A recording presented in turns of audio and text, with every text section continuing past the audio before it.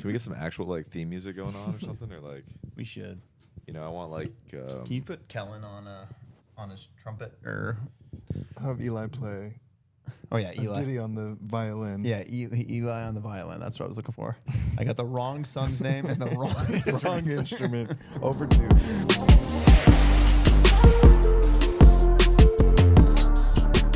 wow. Welcome to the Coaches Group Chat, the final episode. We're here. We're back after our offsite. We had a full-on travel trip extraordinaire for the national championship, and we've got some things to talk about because it was a great one day for me. I came back I went down there feeling great. I came back feeling great. I'm stoked. So, you guys, did you feel the same way? Were you? Yeah. Okay. Environment was hot. Spicy. Chad, were you as caliente over there too? I was so in fuego. It's crazy. Yeah, absolutely. I love that. It was a heck of a time. Flew down to UCLA, went straight from the airport over to the Luskin, checked in, and went right over to the gym. Picked up our passes. We had media passes. Irresponsible. Yeah.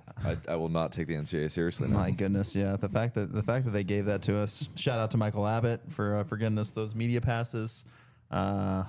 Man, oh man. And then we just got to walk right in with the UCI band. Also irresponsible. Yeah. Like We just came into the floor and just got to roam around. It was hilarious. And I will say, pretty damn good environment inside of that arena. So I was very, very happy with the way that tournament kind of played itself out. yeah. I mean 8,400 plus. I mean, you wouldn't be able to tell if you were watching on TV. Like the guys, you know, I'm getting texts from people like, how is it in there? And they're like, the first 10 rows where like the main camera is focused, no one but like Mason's parents seated over there, right? I mean, it's just dropped the ball on that one, but it was rocking in there. I mean, it was loud and it was. Irvine brought multiple buses full of students. Yeah. They had like 4 buses, and Hawaii obviously traveled very well, and they were packed. They were loud, but yeah, I mean, I took a video during it. And you're panning the lower bowl. The lower bowl is filled, except for you had looked on the Seat Geek and it was $120 for those seats or something. Yeah, I thought it was like a little bit more. I mean, it was, I don't know, maybe poorly priced or whatever. So we were joking like, what would be the spontaneous upgrades for here's a lucky fan? And like we need to move 45 of you. Do it 400 times. Yeah. No, literally, I zoomed in. I did this whole panning video. I got to post it, and then I zoom in on the one spot that's empty.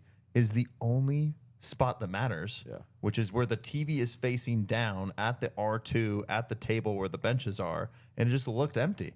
And it's like, that's not the environment that was there at all. Chad set the line. I thought it was a pretty good line at 62.5. We posted on the story, and everyone was smashing the over, and I was like, I'm not convinced. And sure enough, a solid 8,400 walked in the doors, but it did not look like it. On TV, we had lunch today, and we asked, and we're like, "Hey, how did it look on TV?" He's like, "It looked empty." It's like, yeah, it's just tough. I mean, we were doing our job. I mean, someone had to fill out the table on the other side. Yes, there were some open seats for the semis, and we remedied that. Note for next year, NCAA, Mike Abbott, if you're still in charge, which you're probably not, flip it. Put the media over there. Let us fill it out. We'll be your pretty faces. Easy, you know. Sign me I up. could be a body double for. What do they call those people at the Oscars that like just they keep seats warm? Fillers? Yeah, I could be your seat filler. Yeah. Come on, we need just give me 45 kids as seat fillers just to fill in whatever gaps you need. But the band, bring the tubas. I don't know. Honestly, give me something more raucous there. But I mean, that was definitely one part where the optics could have been much better portrayed for men's volleyball. We saw a Beta Bay family walk over there. The Wangs walked from their seats, and they're like, no one's sitting here, so we're just gonna go sit down, and no one stopped them. So they started Ben and Evan filming just like 50-yard line. Yeah, this is great. Ben's like, no one said anything to me, so I'm just gonna take it. But I think on the whole, it seemed like they had about 9,000 for the semifinals and returning 8,400. That's pretty darn good. Yeah, on a Monday at 4. On Monday at 4 p.m. in LA traffic, really good. It seemed like, and I think we would all agree, that tournament expansion did its job this year, right? Getting the 12 teams, even more specifically, getting to 2 weekends where you have weekend 1 and then a week of tension to build, and it builds the storylines and it builds the hype, made this a very special tournament. And obviously we had some really nice upsets that made it even more intriguing. What was your guys' thoughts on, I mean, Dan, you coached in, you played in multiple tournaments where it was 4 teams, 6 teams, and it's over in a weekend. Yeah. Right? Compare contrast for me. What was your thoughts looking at it over the past 2 weeks? I think it, like you already said, it just allowed for storylines to develop, right? More opportunities for upsets. And I think that is what men's volleyball needs. There's so many great teams that should be in the tournament that, missed out Irvine for many years. And just to allow for those upsets to happen and those teams that were left out in some tournaments to show what they're capable of doing when the bright lights are on, I think that was the greatest thing about the expansion. Yeah. Chad, thoughts? Yeah, I mean, just more quality is always a good problem, right? I mean, when you can allow Pepperdine and SC and Irvine and all these guys, I mean, it's Long Beach is like you get great first round matches, and then you get, oh shoot, like Nif's jacket is becoming a thing in round 1 and now in round 2 and now like what's he gonna do in the finals? This is crazy. It's like, why are we talking about this head coach's jacket? Like, but it's something at least that was engaging for people, and it's when you play Thursday, Saturday, it's like, oh man, I don't have time to like book a flight and get out there and see that because what's he gonna do this weekend? But it was great to see more good teams get a shot, and I think Nif said it right. Like you run it 100 times, and like probably the distribution is pretty varied because of the strength that was in it, and that's good for the sport. Like, I mean, it's tough if you're the top team to have more people you got to go through than just 2. But sorry, like it's better for everybody. So yeah, I'm a fan. Yeah, Nif nailed it during his press conference, and then right afterwards when he was done, he came down and we gave him a hug and said great job, and he's like, hey, we got what we wanted, right? We wanted. Let us in and let us cause some chaos, and that's exactly what we got to do, and that's what you're looking for every single season. Is you just want March Madness is fantastic because of Cinderella, and yes, like Cinderella doesn't end up winning usually at the very end, but Cinderella gets in and causes chaos through the round of 64 through 32. Cinderella throws an elbow once in a while, yeah, and then all of a sudden it's like this is anybody's game, and so someone from the wings all of a sudden has this path that wasn't there before that now is, and man, it's just that's what you need and that's what you want.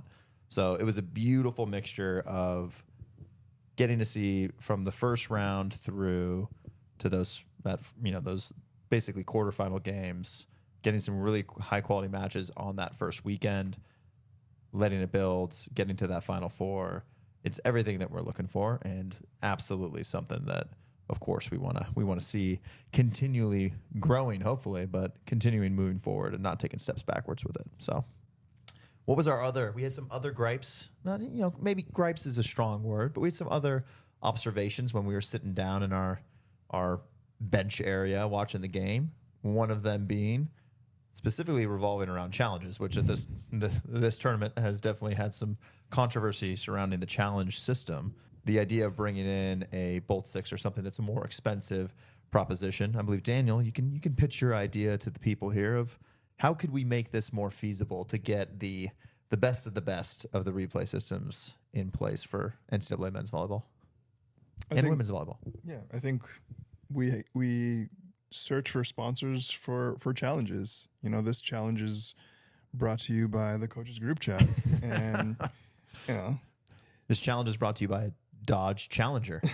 Easy. The Marcus Marriott marquee. Missed opportunity, Marriott.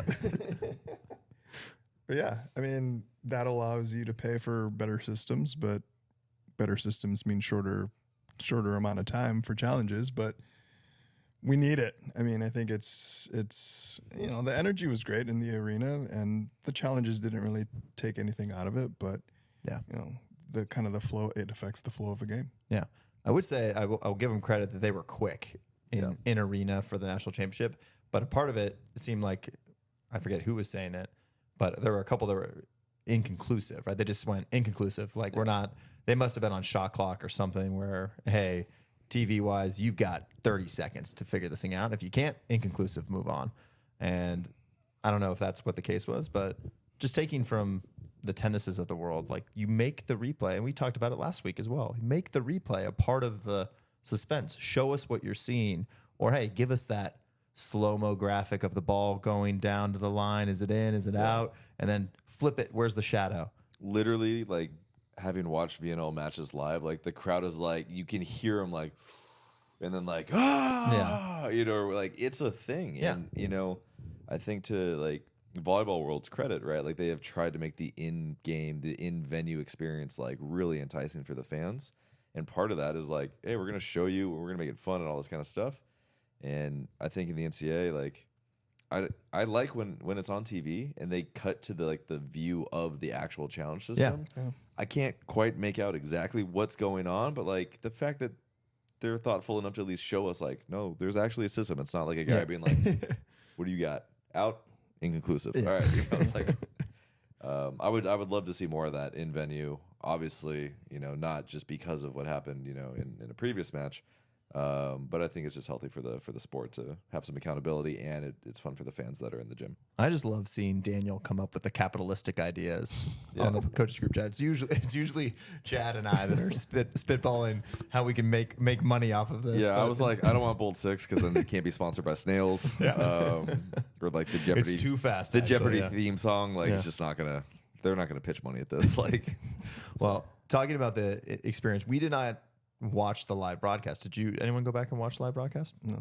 But got to talk a little bit, and then I saw some clips just on social media, and one of the main things that came up right at the end of the match, this is literally like Kevin Barnett goes and grabs Charlie Wade, and he's interviewing post game. Tell me about your season. Tell me about this team. Oh yeah, and like what makes them special? Yeah, like, what about makes them these special? guys? Yeah, and almost immediately, Charlie turned it from what makes his team special into the transfer portal of like he's in a national championship, but he's having to recruit his guys right now because the transfer portal's open. And I believe his quote was, "There's sharks in the water trying to peel guys away from our team." With that being the current status of collegiate sports across the board, is there a case to be made? And it's the same thing with women's volleyball, right? Craig Skinner said the same thing of opening the portal Tuesday after the national championship, right? Of opening it up right at the end of it. Or is there a case where, hey, it's a timing thing and kids need to be able to, they need these 2 weeks because of the ability to transfer and hit the different windows of different colleges that they may be going to. Does that make sense? Or is it more, hey, like this, for the sanity of a coach, to be able to just differentiate, like we're in season, this is our job right now. Our only thing that we should have to focus on is trying to go win this national championship. But instead, you're also worrying about, you know, your freshmen that are getting backdoor information from someone else about, hey, you should get in the portal so we can get you X, Y, and Z. What's your guys' thoughts there? Is that a rational take of legislation that we should try and see NCAA enact? Start with you, Daniel, since you've got the NCAA background a little bit deeper than Chad's. I mean, I think you touched on it already. It's looking at it from the two perspectives of the student athlete and the coach. Athletes, they're finishing up school, you know, all of this transfer stuff there's a lot of moving parts to it, and they got to figure it out sooner than later for their peace of mind.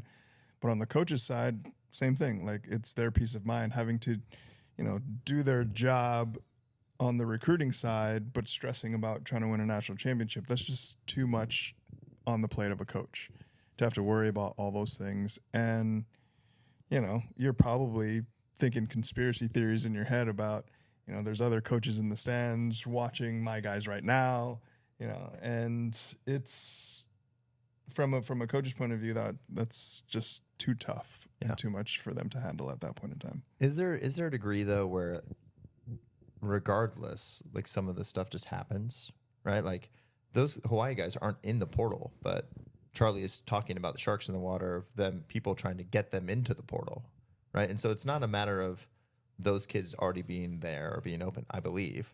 It's more a matter of tampering to try and get kids into the portal so that those can be more official conversations, right? So is there a part where this is just the race to the bottom that is collegiate athletics currently, or is that actually something that does make it better in the long run. If it's like a gentleman's agreement in reality. You need people to all play by the same rules in order for there to be not a race to the bottom, but that seems to be not the case currently.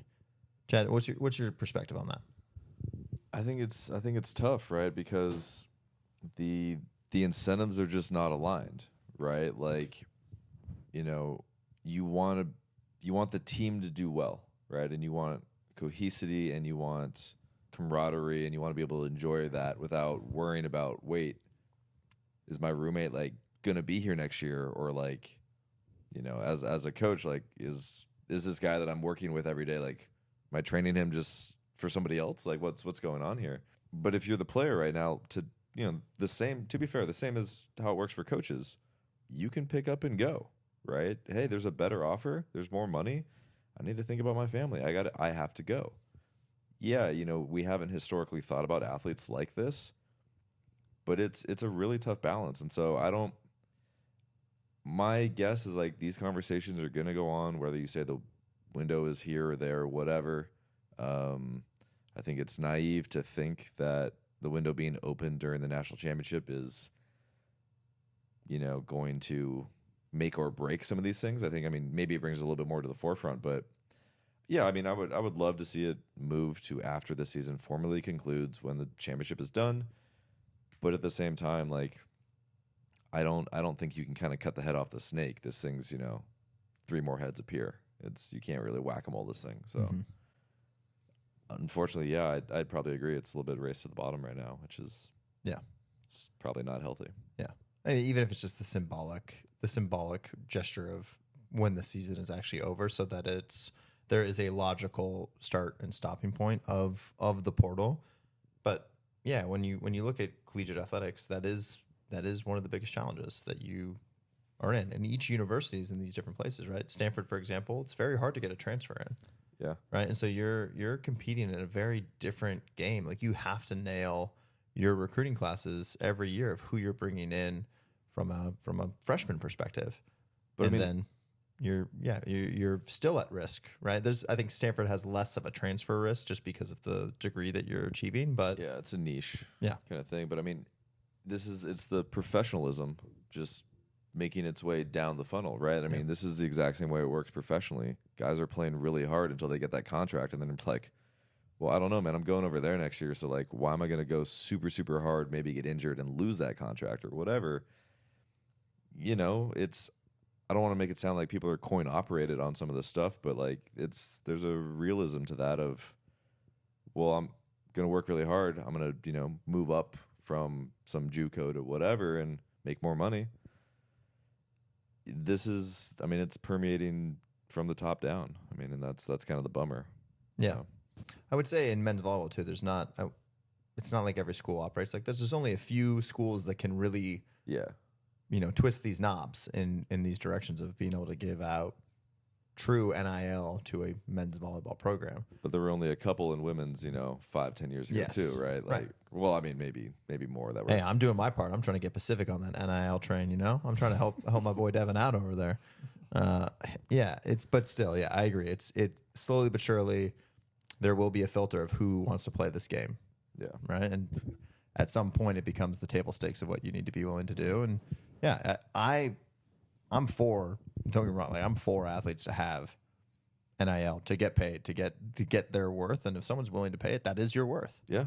So that being said, as a coach and being in those environments, from a club volleyball perspective, athletes sign a letter of commitment, right? It's the same idea, essentially. It's a year after year. You're recruiting every year, and you're trying to maintain that relationship with your families and your athletes, and making sure that you're providing what they need. It's different. We're not paying them money, right? They're paying us, but it's still that kind of that same dynamic every season of you're trying to ensure that every player feels fulfilled in their role, understands what they're going to get from you. How are you going to communicate?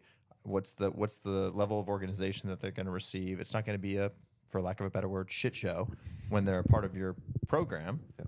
It's a similar idea, I would say, of where college athletics is right now, whereas you have some coaches who are used to hey, this is a 4-year deal, and there's a little bit of resistance in understanding where the current status of the game is. Yeah. And so you're seeing some dynamics at play with each program and where they're at on the playing field in comparison to their opponents.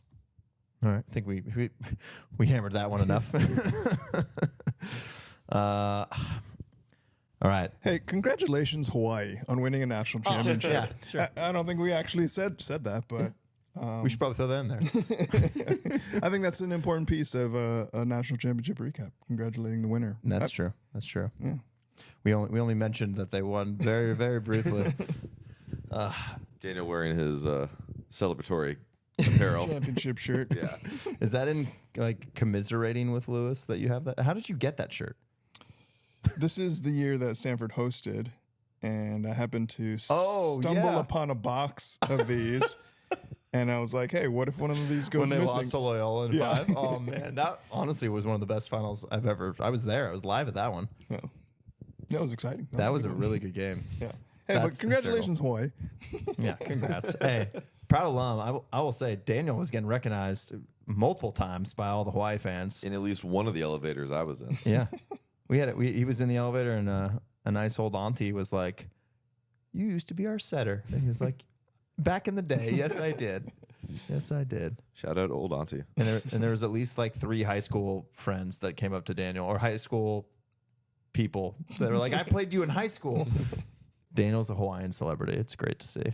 Yeah, it's great to see. It was a cool environment. Just all the Hawaii people in the stands, and I thought it was just good from both parties too. Yeah. Like Irvine was loud. Yep. Especially in that first set when they should have been. But I gave an interview kind of before the match and was just like, this is an amazing thing to be a part of as a student athlete. Like the amount of support that you get just can carry you. And they needed the fans after that first set. Yeah.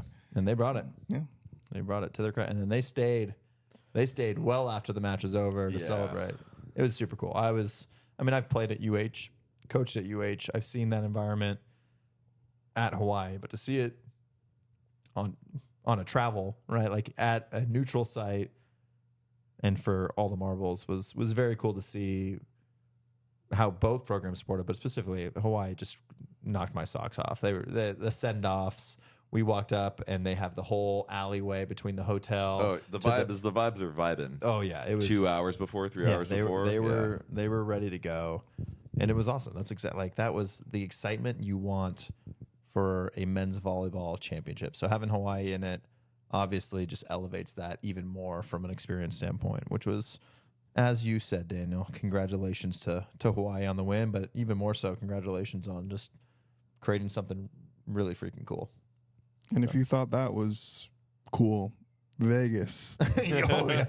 Oh man, get your tickets now, dude. Hawaii is in prime position to be back again next year in Vegas. California Hotel Las Vegas is about to be UH Manoa East. All right, it's time. It's time to get to my favorite part of the year of the season. It's the end of year awards, where all of the marbles come together for what matters the most. It's individual accolades. Forget the team. Forget UH. Just kidding. Let's talk about the most important stuff. This is the bench of the year. I'll go first. Yes. Okay. My bench of the year goes to hailing from the MIVA conference.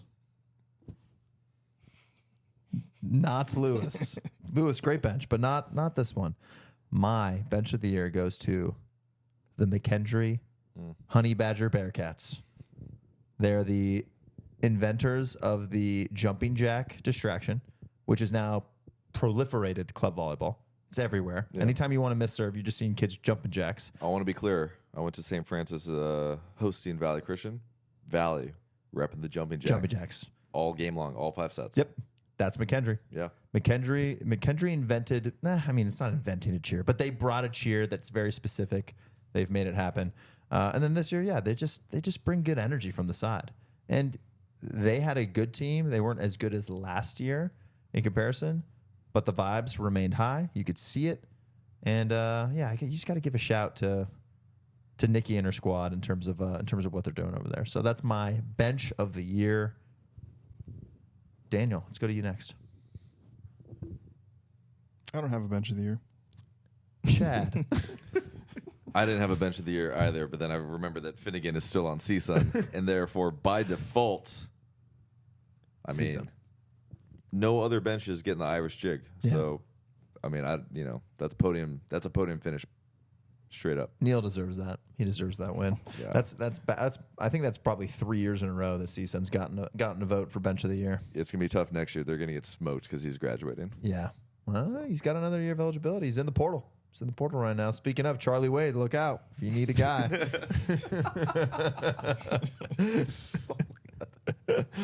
All right, we're moving to the next. Our Euro of the year. Who's your Euro of the year? Daniel, since you abstained from our last award, please go first. I'm just going foreigners, plural. Yes. I'm going with all of Hawaii's foreign guys, including the Canadian. Okay. So, yeah, he played great at the championship. Technically, yeah. I mean, North America. Yeah, Sure, you know. okay. I mean, they were all 4 of them. I mean, Yeah. Tread was outstanding as well, but those guys were great in the national championship and, throughout the year. Yeah, 100%. Okay, Hawaii. Just Hawaii's roster. Got it. Yeah, I mean that's probably the best pick. I think you could look at Irvine's pins there, and I think between the 3 of them, I mean you can say that's a pretty strong candidate, probably number 2, just because they lost, so by default second. Maybe Fabi from Loyola, but if I had to pick who was in it at the end, like those guys at Irvine are a big reason why they're in that match. You're going Jukanovic? I think Jukanovic, but give me a little Darcy too. Oh, okay. And, Australian continent. Okay, got it. yeah, it's not. It's Canada foreigner, to the it's south. foreigner, Like, what, come on. When we say Euro, we mean foreigner. Yeah. I thought Americans. I thought we were going forward. Yeah. So Okay, nice. Bitches love Sosa for me, so. fair enough. No, I was also going to go Jukanovic, but I think Sosa deserves a little credit in there with Fabrikovic, I believe is the other outside. Yeah, he got hurt through the middle of the year, but I mean the dude did some damage. Yeah. That's for sure. My honorable mention would be the setter for Pepperdine. I thought he was a little bit of an unsung hero, right? That was a question mark in terms of who was going to take that. How far he could take them, and I thought he put them in a lot of really good positions throughout the course of the season. So he was my HM honorable mention. All right, and to close out season 4, we have a couple shout outs we got to give. Each of us we can go up to 2 shout outs here just to spread some wealth, to spread some love to the could be a loyal listener, could just be a fun moment from the year. Daniel, start us off. I'm going with a loyal listener, Daniel Jung, whose son I coached on 12 Premier. But he's Juicebox Judah. Juicebox Judah. Yeah, Daniel's a listener, a commenter. He posted on his story the backs of our heads on the ESPN footage. Oh, nice. Yeah, and he was excited for this episode, so I hope we don't disappoint. Thank you, Daniel. I'll give Milan a shout out. Yeah. For coming over and hanging out with us for a minute and recognizing the top media outlet in the game. He did almost try to fight Doc, but other than that, it was mostly clean. So yeah, +1 Milan. +1 to Milan yet again. Milan's he's up there with Neil Finnegan and just like it's lore yeah, at this point. It's he's just coach's mythical group chat lore. Yeah, him and Patrick Rogers too. My shout out is going to go to my shout out will go to the UC Irvine band, who we walked into the arena with, and they recognized us and gave us big shouts for the content and the belief in Irvine. So we had a number of them. We also had a nice Irvine fan that came in, and she snuck a sign in under her shirt and then pulled it out, and then they told her she had to take it down because you're not allowed to have signs in the arena. But she made a bloody nose bandit sign for Cameron Costi, which of course comes from our conversations here. So that's my shout out for my first shout out. Let's bring it back around the horn one more time. Daniel, you got another one? My wife and family. Good call. Letting me jump out the house and make it down here. Don't want to dox the location. Yeah. South. Maybe it's up. Who knows? North, south. Yeah. But yeah, they don't listen, but shout out to them.